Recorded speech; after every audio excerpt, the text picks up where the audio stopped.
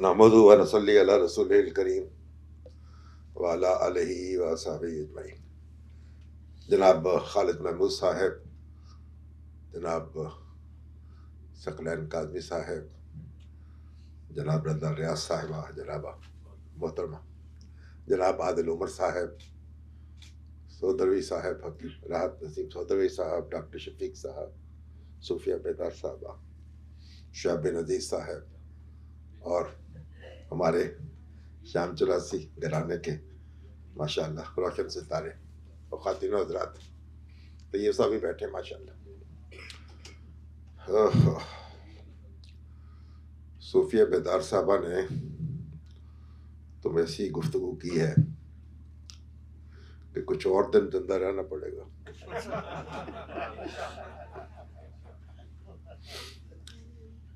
سچی بات تو یہ ہے کہ عادل عمر صاحب نے جو بات کی اس کے بعد کوئی ضرورت نہیں رہی کسی بات کرنے کی، بات سننے کی۔ واہ ماشاءاللہ، ایسے لگ رہا تھا بس وہ بولتے چلے جائیں اور ہم سنتے چلے جائیں۔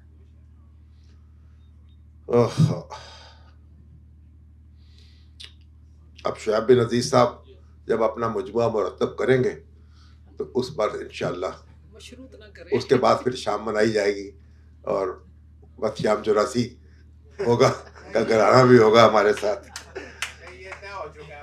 شام چوراسی سے، کیونکہ دیکھیں شام چوراسی، خالد محمود صاحب مجھ سے پوچھ رہے تھے شام چوراسی کہاں ہے؟ میں نے کہا یہ ہوشیار پور کے پاس ہے، جلندھر اور ہوشیار پور کے درمیان، اور یہ ہمارے جد امجد ہیں عبدالنبی شامی صاحب، حضرت شیخ حضرت تاج العارفین، ان کے نام پر آباد ہے۔ اور اس سے نزاکت علی سلامت علی جو ہے اس کا دوسرا جو حوالہ ہے، تو مجھ سے باجوہ صاحب پوچھتے ہیں آپ شام چوراسی سے ہیں؟ تو وہ فکرہ جو میں نے بولنا چاہتا تھا وہ نہیں بول سکتا یہاں، لیکن میں نے کہا جی میں نے کہا بھائی ہم سننے والوں میں سے ہیں، سنانے والوں میں سے نہیں ہیں۔ تو یہ سنانے والے تھے اور ہم، آپ کو پتہ ہے اولیاء کی اولاد ہیں، ہم سننے والے تھے، لیکن کیونکہ سلسلہ نقش بندی تھا تو اب وہاں قوالی ہوتی ہے، پہلے نہیں ہوتی تھی۔ اب وہ ہندو جو ہیں ان کے ایک وہ ہیں وہاں محتمم آتے ہیں یہاں، تو بہرحال ثقلین کاظمی صاحب نے اپنے والد گرامی کا مجموعہ مرتب کیا، وہ ہم سب کے شکریہ کے مستحق ہیں۔ اب مشیر کاظمی صاحب جو ہے نا، پڑھیے، اب جہاں انہوں نے یہ نظم پڑھی وہاں میں بھی موجود تھا۔ شعیب صاحب نے ماشاءاللہ میرے آنے سے پہلے نقشہ باندھ دیا، اور شعیب صاحب جو نثر لکھ رہے ہیں آج کل، ابھی سوشل میڈیا پہ لکھا ہے انہوں نے، کچھ تھوڑی سی باقاعدگی پیدا کر دیں تو یہ بھی ایک دیوان مرتب ہو جائے۔ اب لوگ دیوانے ہو رہے ہیں آپ کے نثر کے بھی۔ اچھا، اب مشیر کاظمی صاحب جو ہے نا، دیکھیں ایک تو تھے گیت نگار۔ اب گیت نگار ہیں ہمارے جیسے جو ہیں، گیت سنتے، ہم بھی گیت سنتے تھے، بھی نور جہاں چاندنی راتیں اور تاروں سے کرے باتیں، لیکن جس ماحول میں ہماری پرورش ہوئی اس میں کوئی گیتوں کا کوئی معاملہ نہیں تھا، بہت زیادہ رغبت، لیکن سنتے تھے اور خوش ہوتے تھے۔ اچھا، پھر یہ ہوا کہ مشیر کاظمی صاحب سے ہم بڑا کوئی ایک فاصلہ پیدا ہو گیا، ذہن دل ہی دل میں، وہ اپنی جگہ ہم اپنی جگہ۔ ہم تو ہائی اسکول کے طالب علم تھے اس وقت، یا پرائمری اسکول میں ہوں گے۔ ہوا یہ کہ وہ ایوب خان کے شاعر ہو گئے۔ اب جو انتخابی مہم تھی محترمہ فاطمہ جلا کے خلاف، وہ اس میں شاعر تھے ایوب خان کے، اور انہوں نے خوب لکھی نظمیں ان کے لیے۔ جیسے حبیب جالب اپوزیشن کے ادھر تھے تو مشیر کاظمی ادھر تھے، اور میں تو اسٹوڈنٹ لیڈر تھا اس وقت، گورنمنٹ کالج ساہیوال میں اسٹوڈنٹ یونین کا صدر تھا، اور ہم جناب محترمہ فاطمہ جناب کی کمپین چلا رہے ہیں، اور مشیر کاظمی صاحب جناب ان کے ترانے گا رہے ہیں، تو ظاہر ہے ہمارے ان کے درمیان تعلقات کی کیا نوعیت ہوگی غائبانہ۔ تو ان کا ایک شعر مجھے یاد رہ گیا پھول کی زندگی سویرے سے، شمع کی زندگی اندھیرے سے. وہ لالٹین تھا نا محترمہ فاطمہ جناح کا نشان. تو بہرحال ان کو ہم نے بس یاد رکھا دل میں کہ اچھا نبڑا کے کری. اب پھر میں لاہور آیا. اس زمانے میں نے ان کو کہیں اب کسی ہوٹل میں دیکھا ہے کہ یہ تقریب میں تھا. ان کے ساتھ میرا نقشہ، ان کی شخصیت جو میرے سامنے بالکل کیسے کھڑی، وہ منظر جو ہے، وہ ایک کھلے پانچے کا پاجامہ انہوں نے پہنا اور شیروانی اور بٹن اس کے کھلے ہوئے، اور اب ادا تھی ایک بڑی. انہوں نے کہا پولیس میں، بالکل پولیس والے ماشاءاللہ، اور ایسے دبدبے کے ساتھ کوئی بات کر رہے تھے کسی سے، اور کسی کو یا حکم دے رہے تھے، پتہ نہیں. تو معلوم ہے یہ مشیر کاظمی ہے. ظاہر ہے ایوب خان کے دور کے اثرات باقی تھے. اچھا اب یہ ہوا 65 کی جنگ آئی نا. پھر تو 65 کی جنگ میں پھر ان سے تھوڑے تعلقات مختلف انداز کے ہو گئے، جو ان کے ترانے لکھے انہوں نے. اور لیکن ظاہر کو ملاقات نہیں ہوئی، ایک فاصلہ. ہم اپنی جگہ، وہ اپنی جگہ. وہ ان کا طوطی بولتا تھا، ہم ایک طالب علم، ایک چھوٹے سے ایک اخبار نویس. لیکن ہوا یہ کہ جب سقوط ڈھاکہ ہوا تو اس کے بعد ایک نئے مشیر کاظمی دریافت ہو گئے. اور انہوں نے جو اپنی نظم پڑھی، شاید کہاں پڑھی تھی انہوں نے؟ یوم نظامی پر، یوم اقبال پہ پڑھی تھی. اس میں یونیورسٹی میں نا، یونیورسٹی سینٹ میں، سینٹ ہال میں نا، یعنی اور یونیورسٹی کا، اور پنجاب یونیورسٹی کا پرانا آڈیٹوریم ہے، اس میں.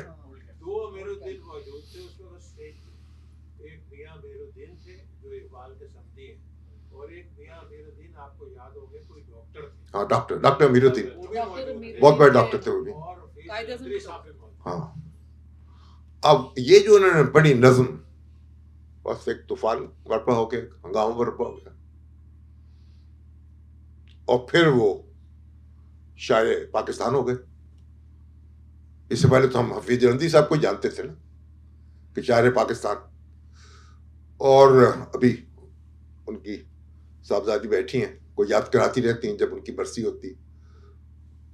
جو حروف عقیدت ہیں ہم ان کو پیش کرتے ہیں. حقیقت تو یہ ہے جو پاکستان کا قومی ترانہ ہے نا، بس حفیظ صاحب صرف وہ لکھ دیتے اور کچھ بھی نہ لکھتے. اس میں شاہ نامہ تو اپنی جگہ ہے نا، وہ تو وہ شاہ نامہ تو ہے ہی کہ. اور وہ جو آپ اس کو پڑھے نا تو وہ ایک عجب ایک الہامی شاعری ہو. اس میں آپ کی تاریخ، آپ کا مستقبل، ہر چیز اس میں آ گئی، سمٹ گئی ہے. اور پھر اس کو یہاں سے لے کے بنگال تک گایا جاتا تھا. ہر ایک سے اپنا، یعنی آپ سندھی ہو، بلوچی ہو، بنگالی ہو، پنجابی ہو، یعنی کسی کو اجنبیت محسوس نہیں ہوتی اس میں. دوبارہ ان سے تو بہت نیاز حاصل رہے شعیب صاحب کے ساتھ ہی. اب ہنس پڑے، میں آگے نہیں جاؤں گا. تو مشیر کاظمی صاحب سے اس کے بعد ہو گئی دوستی. وہ سینئر تھے، ہم ان کے جونیئر تھے. پھر ان کی نظمیں جو ہیں وہ ہمارے یہاں، میں ہفتہ اس میں چھپتی تھیں. ان سے ملاقات ہوتی تھی اور ایک تعلق بڑا قریبی قلبی تعلق قائم ہو گیا.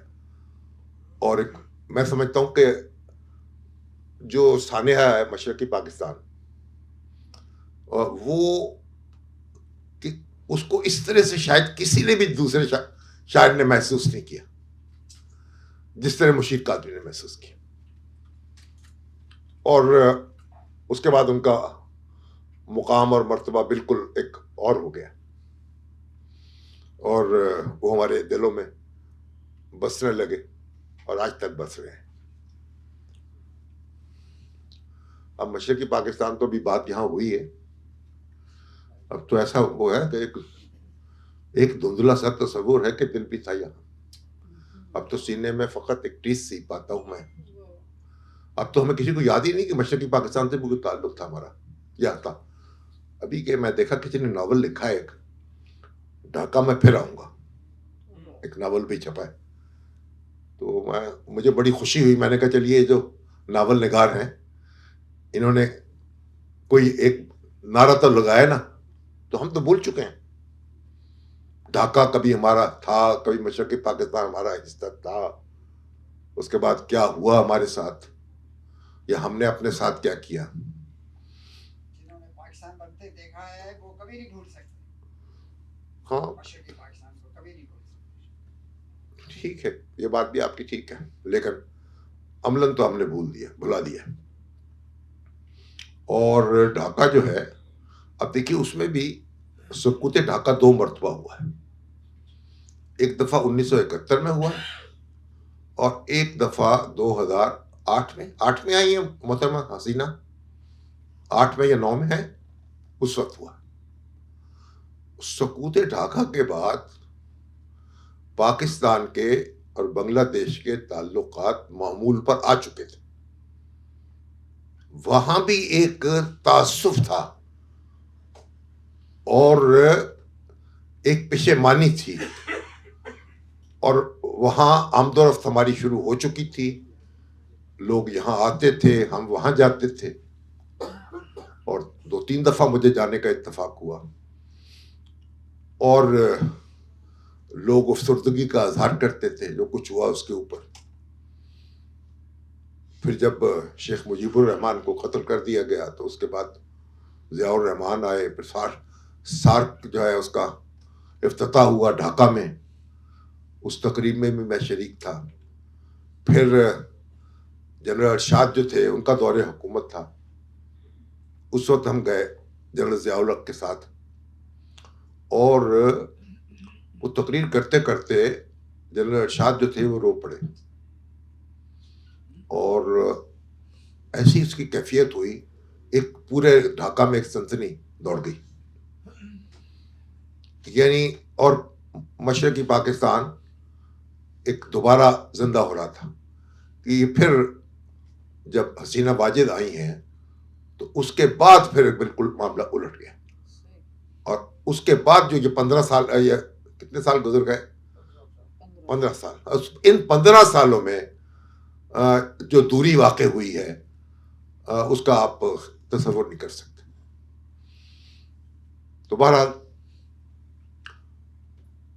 مشیر کاظمی صاحب نے ہمارے جو مرثیہ لکھا کہہ لیا یا ترانہ کچھ کہہ لیں، ایک نیا حوصلہ دیا قوم کو. اور اس میں ہم ان کو اس حوالے سے ان کو خراج عقیدت پیش کرتے رہیں گے اور یاد کرتے رہیں گے. پاکستان جو ہے، میں تو پڑھتا ہوں نا جب مشرقی پاکستان، آج کل بھی کچھ پڑھ رہا ہوں مشرقی پاکستان کے بارے میں، کیسے ہوا، کیسے رخصت ہوا. ہم نے سارا پاکستان جو ہے اس کو ہم نے بادیچہ اطفال بنا کے رکھ دیا. دنیا میں کوئی ایسا ملک نہیں ہے جہاں ہر وقت اقتدار کی جنگ چھڑی ہوئی ہو. کسی جگہ چلے جائیں، کسی ملک میں چلے جائیں، یہ سوال میرے پاس نہیں آتا کہ حکومت کا کیا بنے گا یا ملک کا کیا بنے گا. پاکستان کے بارے میں جب بھی 2 پاکستانی اکٹھے ہوتے ہیں، خبر بیرون ملک ہوں یا اندرون ملک، پہلا سوال یہ ہوتا ہے ملک کا کیا بنے گا، حکومت کا کیا بنے گا. اور اوورسیز پاکستانی جہاں جاتے ہیں وہ پاکستان کے بارے میں سوال کرتے ہیں. یقین کیجئے اگر ہم یہ کہیں کہ حالات اچھے ہیں، بہتر ہیں، ان کو بڑی تشویش ہو جاتی ہے، وہ سمجھتے ہیں جھوٹ بول رہے ہیں. ابھی بھی ایک غیر ملکی آیا، اس نے پاکستان کے بارے میں لکھا کہ مجھے بڑی خوشی ہوئی ہے، پاکستان کے حالات تو بڑے اچھے ہوئے ہیں. تو پاکستانی اس کے پیچھے پڑ گئے کہ تم نے یہ نہیں دیکھا اور تم نے یہ نہیں دیکھا اور تم کیسے یہ کہہ رہے ہو، یہاں کے حالات تو بڑے خراب ہیں. دنیا کا کوئی ایسا ملک نہیں ہے جو ہم نے پاکستان کو جسرے بنا دیا. ہر وقت یہاں اقتدار کی جنگ جاری ہے. اقتدار جو ہے، کرسی جو ہے، وہ ملک سے بڑی ہو گئی ہے اور ملک چھوٹا ہو گیا ہے. پہلے کرسی کی چوکھٹ پر ملک قربان ہوا. میں تو حیران ہوتا ہوں اور کہ کس طریقے سے ملک کے معاملات چلتے رہے. اور یہ جو 70 کا انتخاب ہوا، ابھی انتخابات ہونے جا رہے ہیں، تو یحییٰ خان نے ایک نیشنل سیکورٹی سیل قائم کیا تھا، جنرل غلام عمر جس کے سربراہ تھے. اب تو ہر چیزیں چھپ چکی ہیں، منظر عام پہ آ چکی ہیں. وہ ساری جو انٹیلیجنس رپورٹیں ہوتی تھیں، وہ کہتے ہیں یہ انٹیلیجنس کے ادارے جو ہے نا، یہ ISI ہے، یہ انٹیلیجنس بیورو ہے، یہ اسپیشل برانچ ہے، 4-5 ادارے، ملٹری انٹیلیجنس ہے، یہ مختلف رپورٹیں دیتے ہیں. اس لیے ایک سیل بنایا جائے، پہلے ان رپورٹوں کو چھان پھٹک کر لی جائے، تاکہ صدر پاکستان کے پاس اس کے بعد وہ پہنچے رپورٹ جو سمجھے کہ ٹھیک ہے. تو وہ ایک سیل بنا دیا. اب ساری رپورٹیں وہاں ہوتی تھیں اور رپورٹ وہ آگے بھیجتا تھا. اب وہ رپورٹ یہ تھی کہ جناب یہ تو 33-35 جماعتیں تھیں اس وقت، یہ الیکشن میں حصہ لے رہی ہیں، یہ اس میں بٹا ہوا ہوگا ملک، اور اسمبلی جو ہے بٹی ہی ہوگی، ایک ہنگ پارلیمنٹ وجود میں آئے گی. اور یحییٰ خان اپنا دستور لکھوا رہے تھے GW چودھری سے، دستور تیار کرا رہے تھے کہ جب اسمبلی نہیں کر سکے گی تو پھر اپنا دستور پیش کر دیں. تو جب نتیجہ آیا تو اب دنیا بدل گئی، طوطے اڑ گئے کہ یہ کیا ہوا. تو ہمارے وہ کہتے ہیں کہ اس کے بعد پھر ہمارے اداروں نے یہ سبق حاصل کیا 70 کے انتخابات کے بعد. آپ کے نتائج پہلے طے کر لینے ہیں، انتخابات میں کرنا.